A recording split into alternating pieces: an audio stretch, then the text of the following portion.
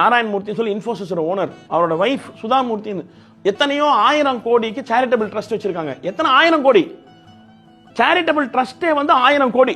அதுல இருந்து வர பணத்தை சேரிட்டி பண்றாங்க.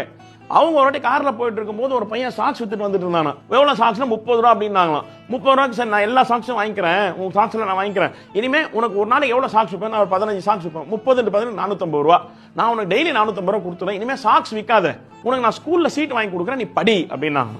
அவன் சரி, அவன் ரொம்ப சந்தோஷம், டெய்லி 450 ரூபா கொடுப்பாங்க, எனக்கு அப்ப என் வீட்டை நான் பார்த்துப்பேன், 450 ரூபா நான் வீட்டை பார்த்துப்பேன், நான் ஸ்கூலுக்கு போறேன் அப்படின்னு.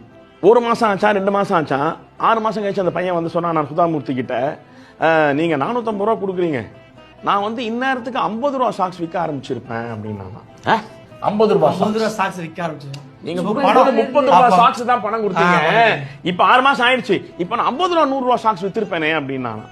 அன்னைக்கு சுதாமூர்த்தி நினைச்சாங்களாம், நல்லது பண்ணும்போது கூட ஏதாவது ஒரு எக்ஸிட் கிளாஸ் வச்சு தான் நல்லது பண்ணணும், எப்பவுமே கிடைக்கும்ன்ற மாதிரி இருந்தா ஜனங்களோட புத்தி இப்படிதான் ஆகும்.